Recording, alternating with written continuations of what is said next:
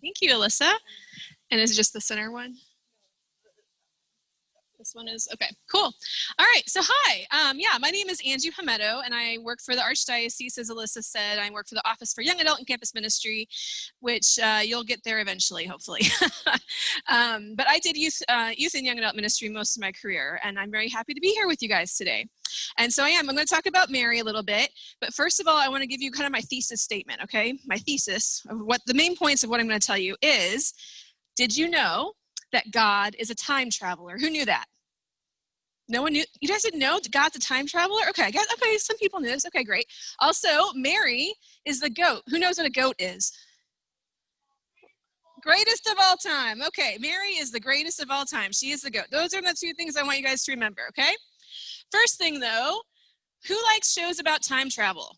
Can you guys shout out? Just go ahead and shout out. Who knows a TV show, a movie, something where they have time travel?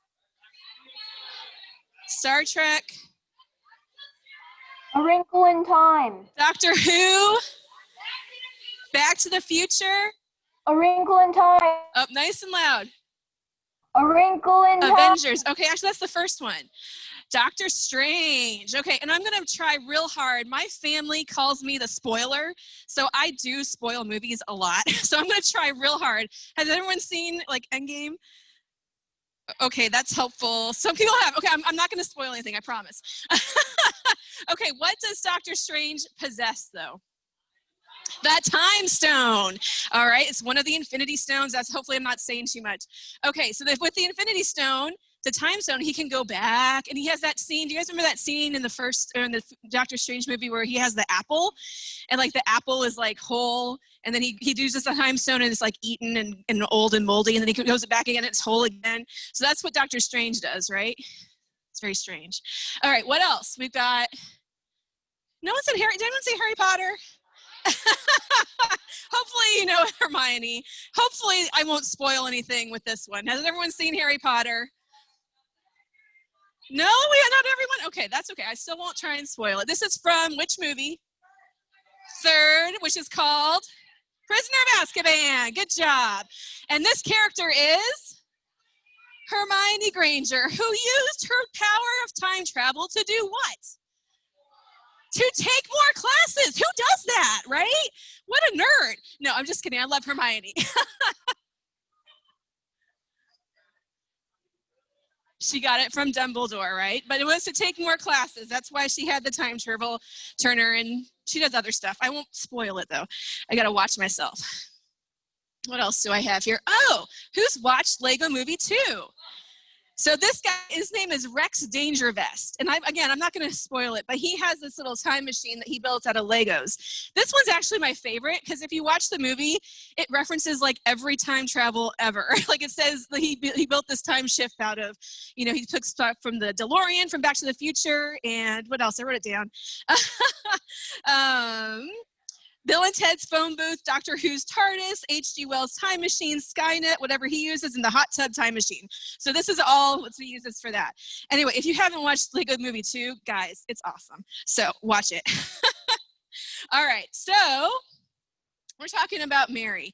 And specifically, I'm going to talk a little bit about, there's a couple different dogmas. And who knows what you guys have heard the word dogma before? Dogma means it's a teaching of the church that is so firm that no matter what, it won't change. That God is revealed and whatever else, the church has determined that this is true beyond doubt now. So that's what a dogma means. So one of the dogmas about Mary is that she is the Immaculate Conception, okay? And that's what I'm going to be talking about tonight. The Immaculate Conception, in case you forgot, teaches that at the moment of her conception, so this is when Mary was being born, and not even being born, being conceived, right? When she was being conceived, there's something special that happened that made her immaculate, that made her not have to experience the effects of original sin. So she did not have to experience sin in her life. So that way, you guys just said the first couple words of the Hail Mary, right? Hail Mary, full of grace. So when Angel Gabriel comes, he calls her this. He calls her full of grace, right? That's the Angel Gabriel there. Hey, there's a Gabriel. Awesome. So when angel Gabriel comes, he says, hail full of grace. That means that she was literally full of grace. And it wasn't just in that moment. Through her whole entire life, she was literally full of grace. But the question that some of the church fathers throughout history have wondered, like, how did that work? How is this possible, right? It's possible because God is a time traveler, all right? He's not really a time traveler. God is outside of time. So when we think about time, for us, time is kind of linear, right? We're born, right? Happy birthday, we're born, yay. Well, I put circa 2008. Is that about when you guys were born? No? 7? Okay, again, I cannot believe how young you all are. Okay, cool. Okay, people in the back, I know, I get you. And then we have today, right? September 27th, 2020. And who knows? I mean, so we know what's gone behind us, right? We have a past that started when we were born, and now we're here at today, and we're not quite sure what's going to happen next, right? That's kind of a mystery. So there's this idea that we're kind of moving forward on this line, and we're kind of stuck in that line, right? There isn't really a way for us to go back in time, right? Unless if one of you guys have cracked it, let me know, okay? We'll chat. Okay. All right, if we look at the gospel, okay, I'm going to show you how God's a time traveler. So the gospel, we have Mary's Immaculate Conception. This is on the timeline, right? So this is what happened first in the order of time. Mary was conceived by her parents, Joachim and Anna. Then eventually the angel Gabriel showed up and we had her say yes to him. Jesus was born at Christmas. Merry Christmas, yay, right? And then a bunch later, Jesus dies on the cross, rises 3 days later, which again, Johnny said, right? That's the most important truth of our faith, right? And that moment, through his self-gift on the cross, that is when we were able to receive salvation, right? That was when heaven opened up to all of us, even Mary. So before, like Mary was just a human just like us, right? There wasn't anything she wasn't divinely born. She was immaculately conceived. So she was a human and she needed to be saved by Christ, just like the rest of us. But what God did is that he took the grace that happens on the cross and he's like, I'm outside of time, so I don't really care about that whole line thing. I'm going to apply the graces that that Jesus opened on the cross, and he applies it back in time to Mary's Immaculate Conception. So it's kind of this weird, like, who came first, the chicken or the egg, right? Who came first, the Savior or the mother? It's kind of like, it makes your mind go a little crazy, huh? Because for us, time is linear, but for God, he's outside of all that. So God was not limited by time. So when I first heard this, I had a couple questions, and I was like, this doesn't make any sense. And the first one was, could Mary have said no then? Because she was human, and it seems like if she was immaculate conceived, doesn't that kind of take away her free will? Doesn't that take away this yes that she gave, that if she wasn't, she was kept free from sin her whole life, doesn't that mean she had to say yes to God? Doesn't that make a little bit more sense, right? Well, I asked this to my professor back in class, and he reminded me that there was one other woman in history that was born immaculately. Can anyone think of who that might have been? Go ahead. Eve, right. And what happened with Eve? She said no, right? She was told to do this or that, and God said do this, and she did that, right? God told her don't eat the apple, and she went and ate the apple. So I think for me, that really cleared up that even though she was immaculately conceived, Mary still could have said no to God. But because she said yes, everything else opened. She opened up heaven for all of us, so she was part of that whole thing. She opened up heaven for herself. And it's just this amazing miracle. Anyway, so there's this picture. I love this picture of Mary as the new Eve. So who can picture, call something out that you see in this picture? You see a snake. Okay, what's with the snake? Mary's stepping on it. What's the snake in relation to Eve? It's around her leg. It's got Eve trapped, doesn't it? Who else? Yeah. A snake. She has the apple, and she's like clutching it. She's like, this is mine. I wanted this, right? Can you kind of see that she just wants it so badly? Yeah.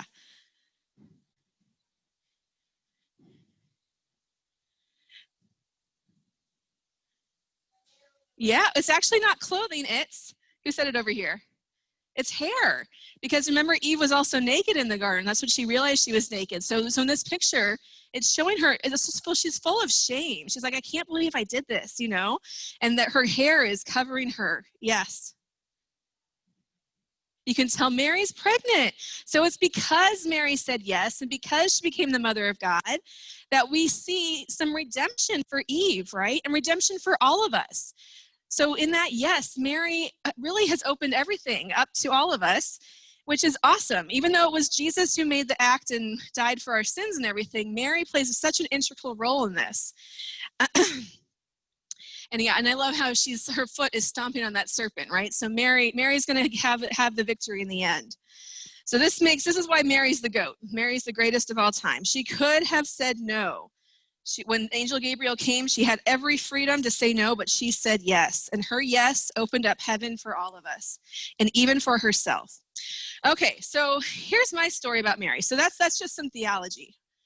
So this is my family, okay? So I come from a really big Catholic family. This is my sister's wedding in California this past December. And for some reason, my parents got left out of this picture. We were like so mad at the photographer. Like, everyone's looking so great here. Where's mom and dad? Anyway, so there's mom and dad. They're at Costco. That's one of my dad's favorite places. He's happy at Costco. So this is my big, crazy Catholic family. I was the oldest of this family. There's 5 of us kids. And my parents would say strange things like, let's go to church on Tuesday. Or my mom would wake me up early on Saturday morning and say, it's time to go clean the church. Let's go. And I'd be like, oh, I want to sleep. So it was kind of a difficult, not difficult. Being Catholic was not always the coolest thing for me when I was growing up, right? Because all my friends are doing such cool stuff, and I'm here with my mom cleaning the church on Saturday. And one of the other things that my family did was that we prayed a rosary every single day. So every night at 8:30, my dad would yell, it's rosary time. And we would all go, oh, not again. And you would think that after every day doing this, we would learn that, yes, we're doing it again today, but we never did. We were always groaned. Anyway, so we would all groan, but we'd all go to the living room. And we usually had, we'd pray along with EWTN or something like that. So my dad would put that on the TV.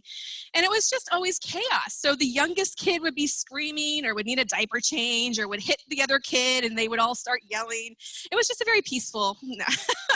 And my parents would always look to me as the oldest and say, Angela, set the good example. And I would be like, oh, do I have to? Anyway, so for me growing up, I tried to set a good example. Sometimes I did, sometimes I didn't. But after years and years of this, my whole childhood, when I got to be into college, I'm just like, what was that all about? Like, why did my parents make us do that?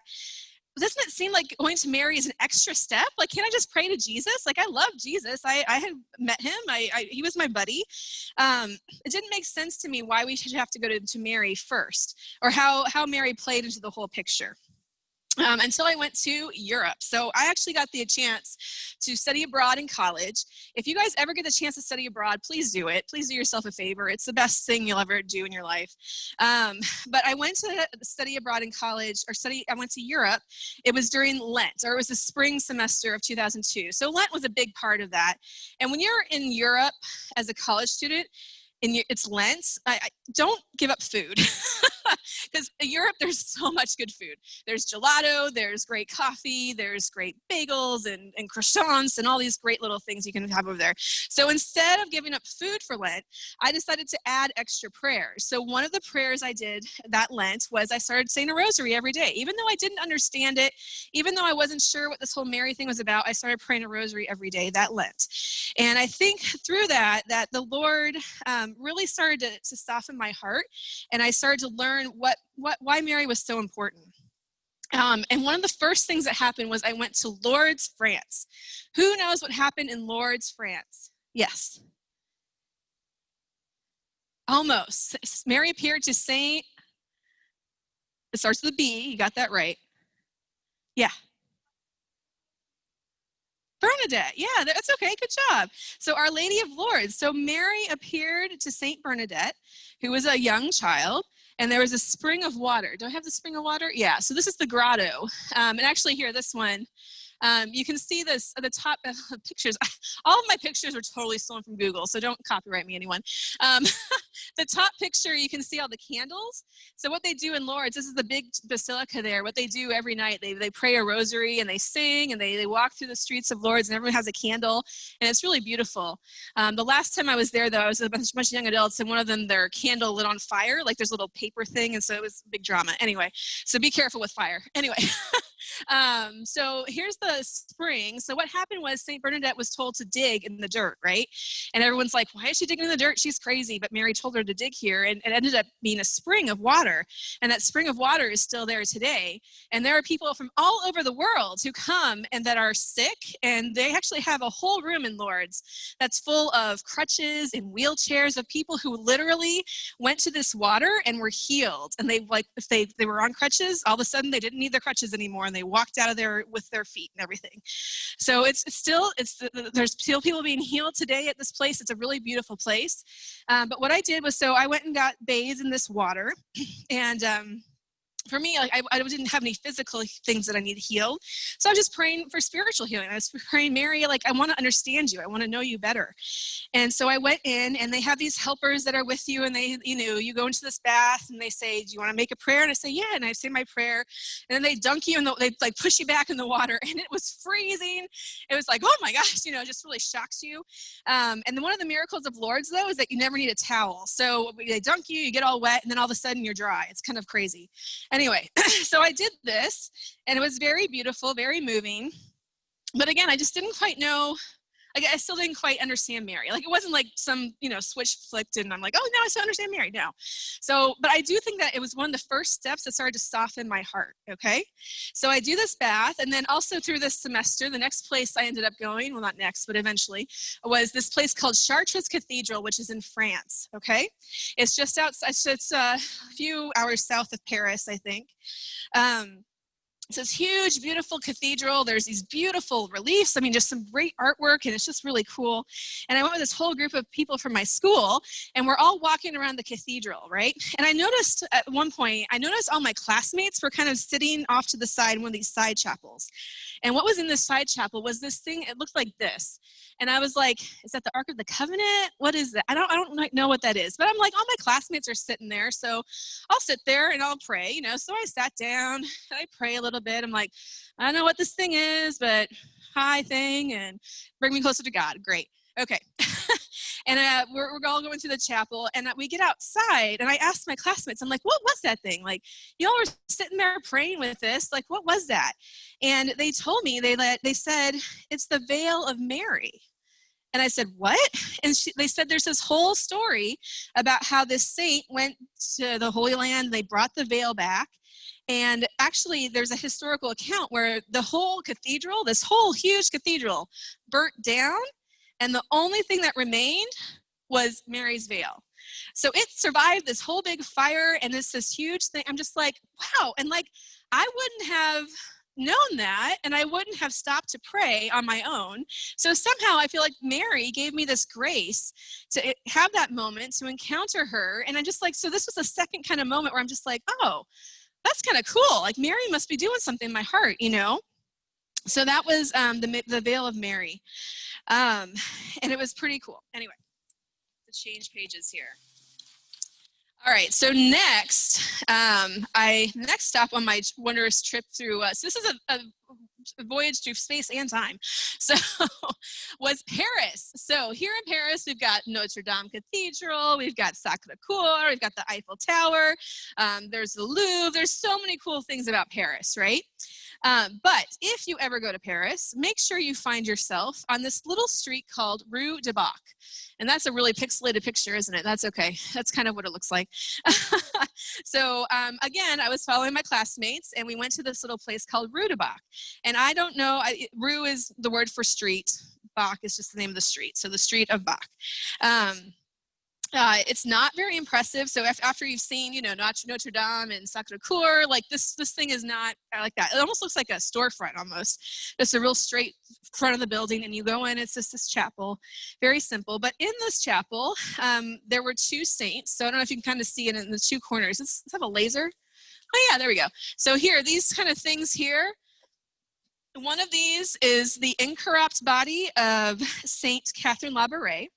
And the other one is, I think, just a statue. I don't think St. Louise de Murloc is incorrupt. So the other one is St. Louise de Murloc, and they both knew each other, and that's all I knew.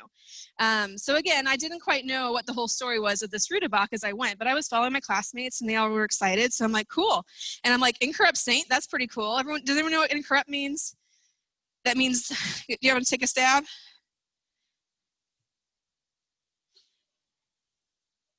Yeah. Right. So they've died, but their body is preserved, right? So their body has not seen decay. So sometimes when you go to Europe, you can find these saints that has happened to. So it's pretty cool. Anyway, so I went up to this chapel. Again, I'm just following my classmates around. And I go up to the front thinking it's pretty cool to see, incorrupt saint. And I go up to the front and I gotta just start saying some simple prayers. So, and as I was praying there, I had this feeling come over me. I don't even remember like why, or like just this idea that popped into my head, and I just did it. I was wearing a Miraculous Medal. Now, do you guys know what the Miraculous Medal is? It looks like this, and this is in, I think, well, maybe Latin, yeah. But it says around the side, it says, "A Mary conceived without sin, pray for us who have recourse to thee," right? So that's what and I'm wearing one today. This isn't the same one, sadly. But so I was wearing this Miraculous Medal around my neck. On the front, it has the prayer. On the back, it has the stars for the 12, either the 12 tribes of Israel, the 12 disciples. It has her Immaculate Heart as well as Jesus's Sacred Heart, and this symbol for Mary. So this is the Miraculous Medal. And actually the one that I had back then was one that had come from Rue de Bach, because my dad had actually been to France earlier. It's crazy. Anyway, so I took off my Miraculous Medal, and I ended up just placing it on the steps of the altar, right? And I just, like, again, I don't know why this idea came into my head. It just kind of popped in. And I put my Miraculous Medal on the altar and took it, again, some moments to pray and to talk to Mary and say, I don't know what's happening, but, you're cool, and I want to know you better, and I want to know your son better. So I put the necklace back around my neck, and we all go out to the back of the church. And again, I was talking to my classmates. I'm like, so why do we come here? Like, what's the story of this place? And I pick up, there's like a little like kind of gift store in the back, right? And I pick up this postcard, and it looks like this. So this postcard this is a better picture of the chapel. But the postcard, I don't know if you can see these numbers. So there's one, there's one, there's one, and they're all pointing to different parts of the chapel, right? So this postcard was explaining each of these numbers and each of these arrows was a place that Mary appeared. And I was like, what? And one of these arrows right here at the very front, that was about where I had been praying and where I had placed my Miraculous Medal. And all this to learn that this is the actual chapel where the Miraculous Medal apparitions happen. Like, this is what started the whole Miraculous Medal, was Mary appeared to St. Catherine Labouré and told her to come make this medal. And I was like, what? And so again, I had no clue what I had been getting myself into, but I think Mary absolutely did. And so these three moments, to me, it was Mary softening my heart toward her and helping me realize what she does. So again, who is Mary, right? Through this story, and I hope you're realizing, like she is totally present to us at all times, but she is so humble. Like, I really had to ask her to reveal herself to me, right? And even this, like it was done so beyond my understanding. And I think when we think of Saint Bernadette too, like, she didn't understand what was happening. She just had this gift of faith. So I think Mary walks with us, and she's always there present, but she's always in the background. So that's why sometimes I think it's easy for us to not see her, to overlook her, because she's just there kind of doing her thing, but she doesn't want any credit. She wants to always point us back to her son. So she's totally humble. She's also attentive to the details, right? As a mother would be. I mean, when you're about to walk out the door and your hair is this is what happened to me all my life. My hair was all messed up because dad was in charge of getting me ready, whatever. It was my mom that told me, oh no, go brush your hair, right? Moms are into the details, which Mary is into the details. Like, all the things that happened to me on these three moments through my adventures in Europe, like, those are details like I was just clueless about. Like, I didn't know what that veil was. I didn't know what this chapel was. And yet Mary was there in those details, and Mary was there leading me and guiding my steps. And real quick, how are we doing on time? We're doing okay? Oh, so it would be the real quick thing, just so you guys are aware too. So, and this whole idea of time, like God is outside of time, but he also realizes that we are inside time, right? So God often works with us in time, right? And I just think this is so cool. So again, the Immaculate Conception is this dogma that the church teaches. And one of the ways it came, or this is kind of a very abbreviated story of how it came to be. So in 1830 was when the Miraculous Medal apparition happened in Rue de Bach in Paris, and to St. Catherine Labouré. And the end of that message was this prayer, "O Mary, conceived without sin," right? Immaculate Conception. Pray for us. That was the basic gist of the message. And before that, they hadn't quite had words to describe this idea of the Immaculate Conception. So this is beginning to, they had been talking about it, but they hadn't quite nailed down what it meant to have Mary as the Immaculate Conception until 1854, when the dogma was pronounced by Pope Pius IX. So this is when the dogma actually became like Pope Pius IX said, this is true, and this is what it means, and this is how we're going to talk about it as the church, right? So it was after this apparition, then we had the dogma, and then in 1858, Mary appears to St. Bernadette Soubirous in Lourdes, France, and her message at the end of the whole thing with St. Bernadette, she says, "I am the Immaculate Conception." That was what Mary said to St. Bernadette, right? I just think it's so cool that God kind of, he sometimes he confirms things in threes, right? So for me, in my story, I had 3 moments where I was meeting Mary. And I think if you're ever praying, if you ever have a question for God, look for the threes. He'll sometimes answer in these threes. And I think with the Immaculate Conception, like God was giving the world these 3 moments to kind of prove that this is true, this is right. And not only with the apparition beforehand and then the promulgation of the truth, but also this confirmation at the end to St. Bernadette that all of this is true. So again, that's just kind of a side note. So look for God in threes when you pray. So Mary is totally, okay, I'm the Immaculate Conception. So Mary is totally in the details. She is the GOAT. She is the greatest of all time. She could have said no, but she said yes. And I just want you to end by just saying that I still now, like after this whole experience, I still pray a rosary every day. Even though when I was growing up, it was kind of a stressful thing for my family. And it was kind of this, like, I didn't quite understand it. And again, when my dad would say rosary time, we'd all groan and but I still now pray the rosary. Sometimes for me, it's not a prayer where I get warm, fuzzy feelings, or I don't feel like, oh, I'm just so close to God, now I'm praying the rosary. Like, I don't often feel that way when I'm praying the rosary, because it can be a challenging prayer. But to me, that act of praying the rosary is an act of obedience, and it's an act saying that, Mary, I want you in my life.